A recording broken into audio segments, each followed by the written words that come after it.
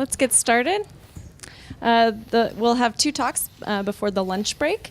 The first of these talks is a paper by Vadym Kliuchnikov, Bocharov, Martin Roetteler, and Jon Yard.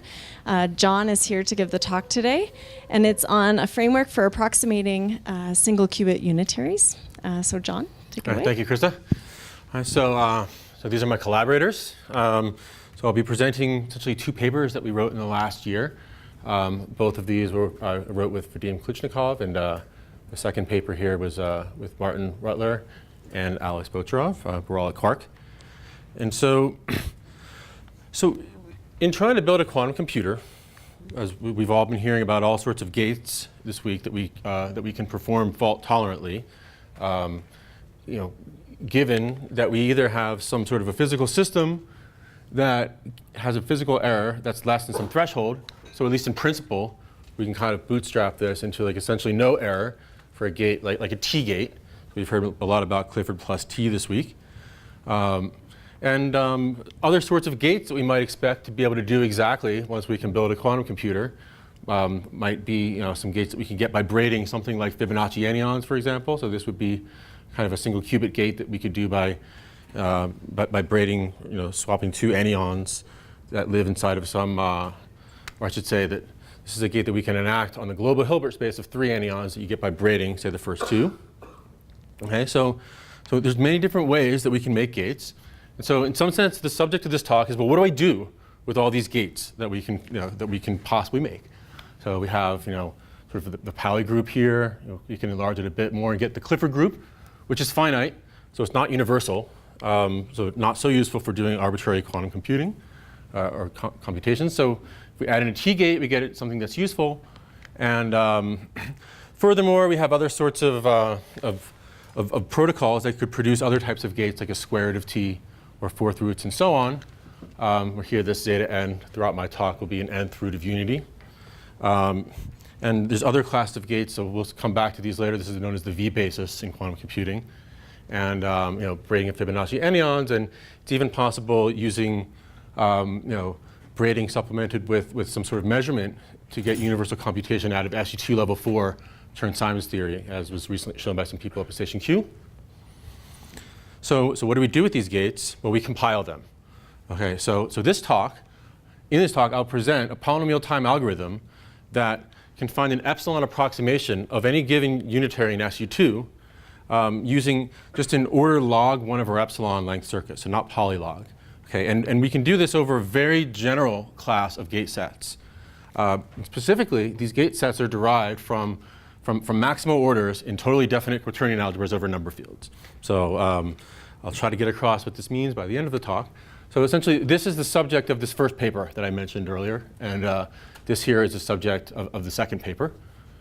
And so what's nice is that this order log 1 over epsilon is optimal up to constant factors. So we get sort of optimal length circuits, and this is really important when resources like T gates can be really like a prohibitively expensive thing to run inside of like a fault tolerant quantum computer. Okay, and specifically the algorithm that I'll present generalizes most of the existing known algorithms that we have for specific gate sets, and can probably in principle be further generalized to include them and many more. So, but what's the formal statement of the problem that we're going to solve? So the idea is that we have some finite set of gates that we can perform inside of some fault-tolerant quantum computing architecture. And we have some target unitary that we'd like to do. So it's convenient to express algorithms in terms of essentially an arbitrary gate, arbitrary qubit gates.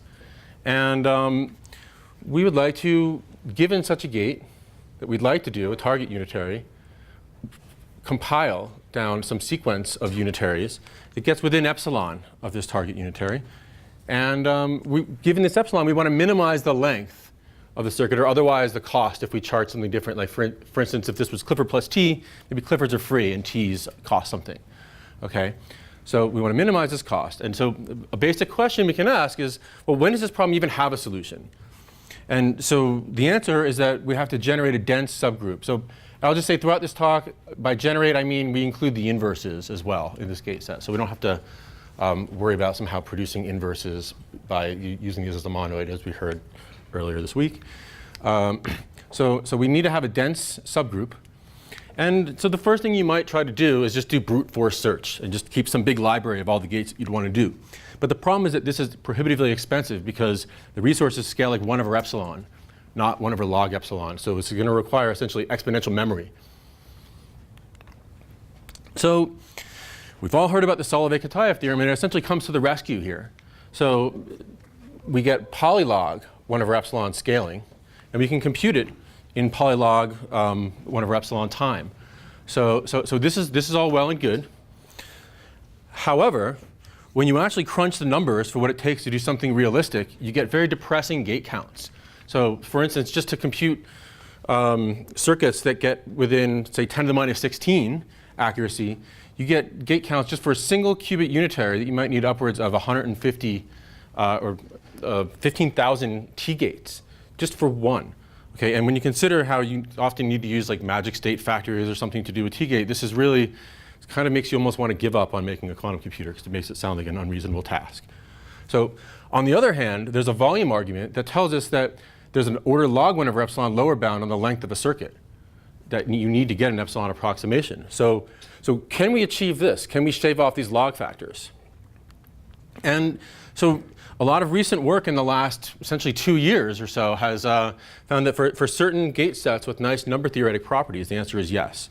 And luckily for us, the famous Clifford+T set has exactly this type of property. So there was some recent work.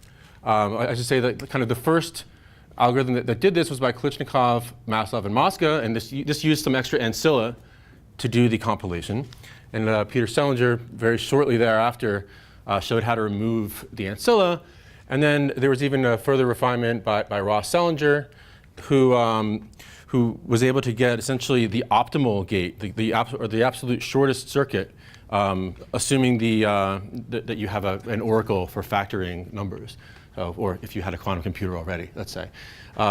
So kind of along a different line, there was some work that came out of our Quark group, which can kind of get the same scaling for what we call the V basis, and I'll talk more about that soon.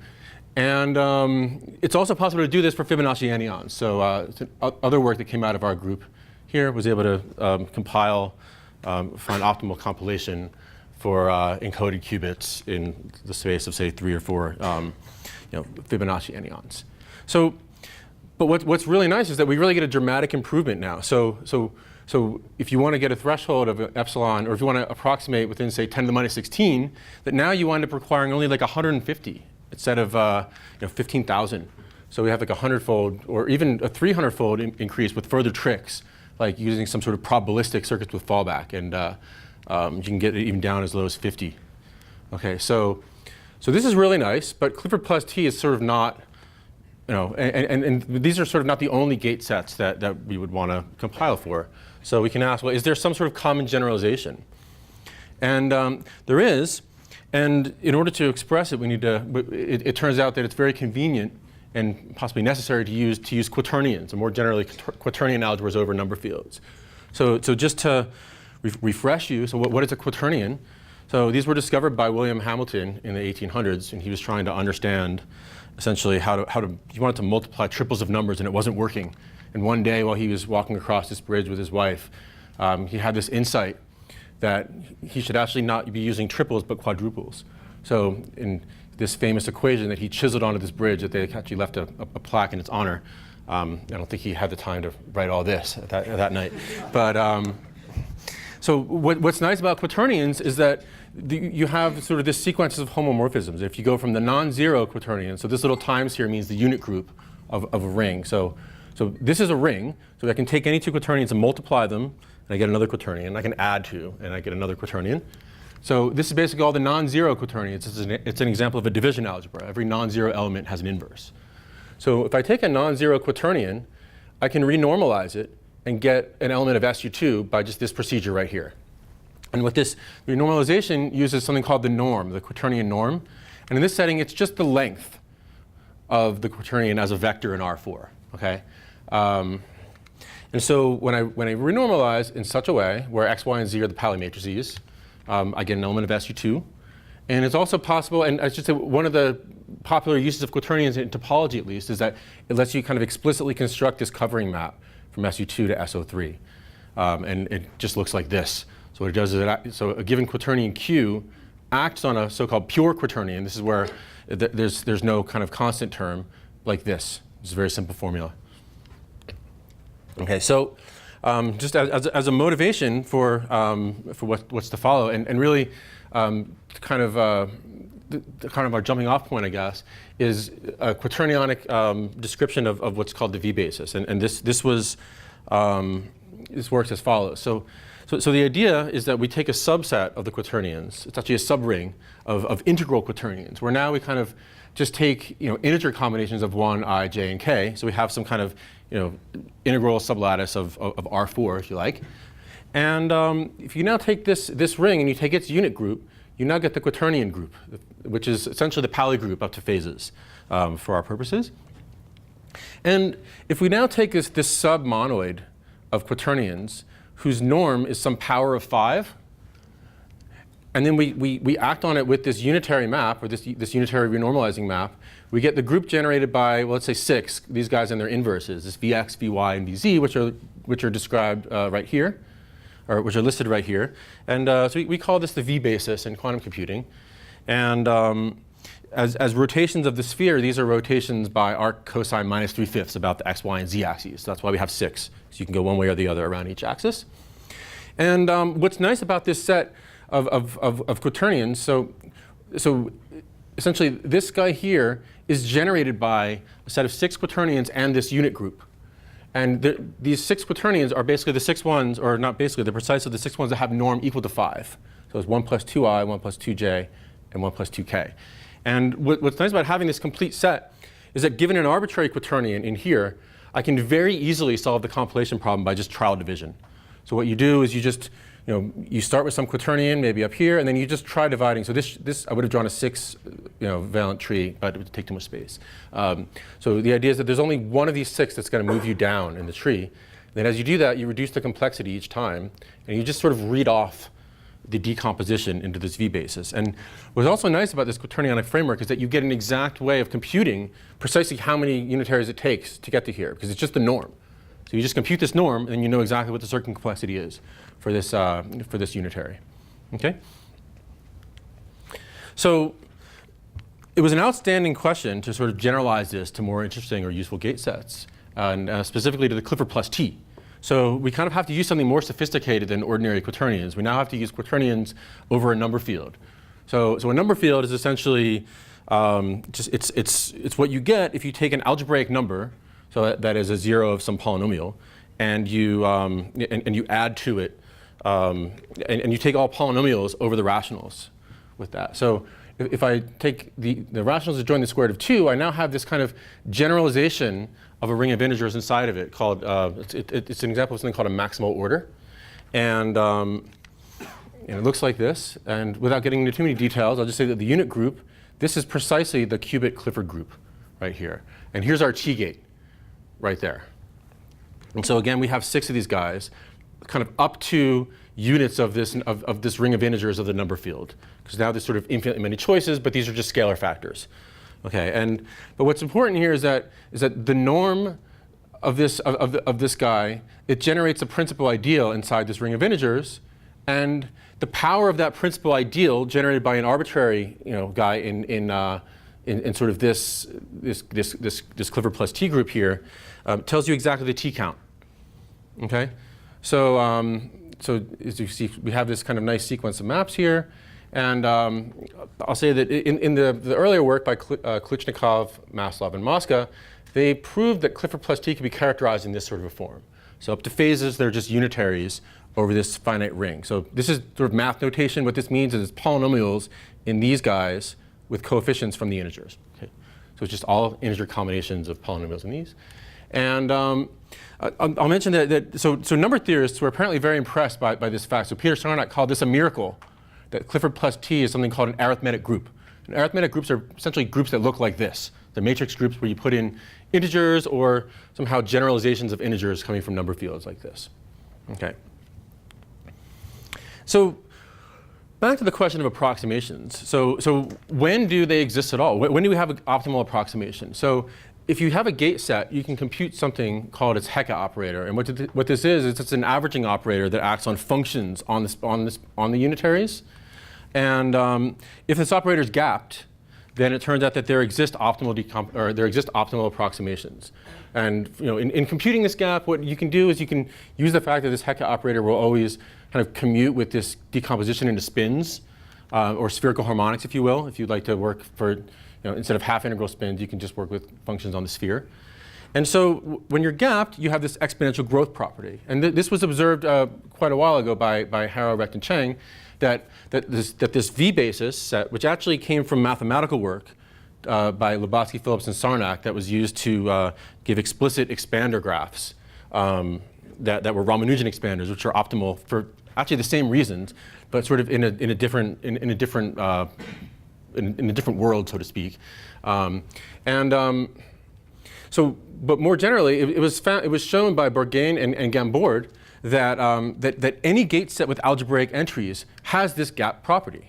And luckily for us, essentially everything is algebraic that you're going to come across, so that we tend to use. So even general things that come from topological field theories, there's sort of a deep theorem called Baffus theorem, which says, for instance, that the topological spins are roots of unity. And that's sort of behind topological gates also being algebraic. So that's all well and good, but we still can ask the question, well, can we find an approximation efficiently? And so we have some various requirements in order to achieve this. So the first requirement is, as I said before, that the gate set has to be dense. And this is so that we have any hope of approximating at all. And second of all, we need to be able to somehow characterize the length n circuits and actually everything that can be exactly synthesized. And this is so that we can round. And we also need to be able to factor inside of this generated group here, and that's so that we can do the compilation. So to do this, we follow now like a two-step process that was it was pioneered in this first paper by Kliuchnikov, Maslov, and Mosca. And what we do is in the first step, we round off U to this set of exactly synthesizable gates of cost n. Okay, and this is the subject of our second paper. And so after we do this round off, then we need to compile it down to a sequence of gates from our gate set. And this was the paper that I wrote with Vadym was about how to construct very general classes of gate sets. So we give an algorithm that essentially, given a quaternion algebra and some extra data, can actually compute gate sets. And this includes essentially everything that we've found so far, and then some, and then quite a bit actually. So it's very general, and I think kind of maybe is behind sort of the science of gate sets that may be useful for a lot of future work in quantum computing beyond just compiling as well. So now, in order to kind of describe how this factorization works, and I should say a sort of a general data structure that we sort of need to use for all this stuff is something called a maximal order in a quaternion algebra over a number field. And so what these are generalizations of the rings of integers of number fields. But now there's some added difficulties, which are as follows. So it turns out that in a number field that there essentially has a unique ring of integers, which is to say that all the elements that are the zeros of polynomials with integer coefficients, where the first coefficient's 1, they form a ring, and that is the ring of integers.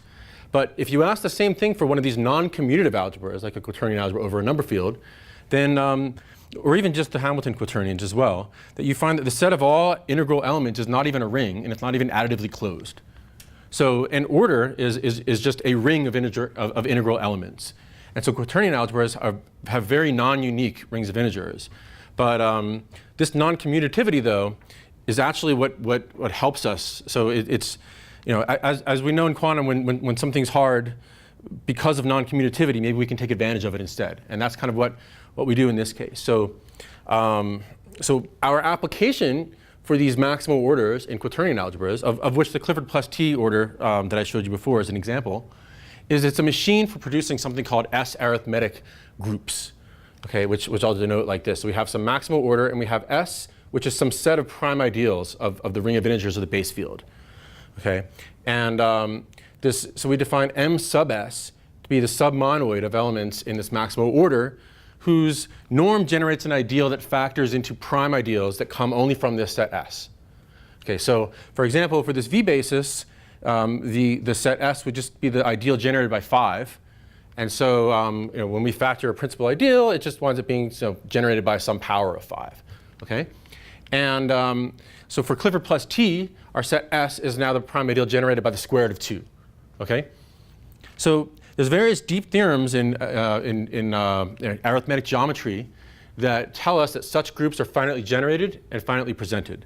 So Borel and Harry Schonder proved that they were finitely generated in the 60s, but it was really only until like the 80s when Grumod and Siegel proved that actually that they're finitely presented, i.e. that there's not only finitely many generators, but they satisfy finitely many relations among themselves. But they still sort of didn't give kind of an effectively, they sort of proved that there exists an effectively computable procedure, but it wasn't something you could ever code up or write down.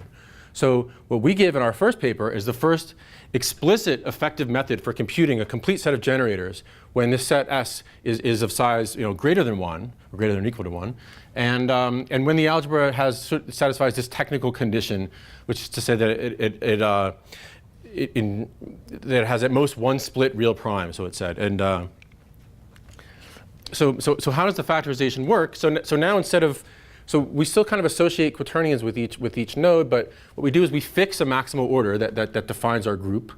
And now we get a whole bunch of maximal orders by conjugating by various quaternions. And so what we do is, there's like a vertex of the tree corresponding to each quaternion in how we like rotate, and factoring just corresponds to sort of pathfinding, seeing as I hit with various quaternions, where do I move? Do I move here, here? And you kind of can always find a way to reduce the norm, as before with the V basis, and get down to the vertex, and that's your compilation. Okay, but this is a regular tree.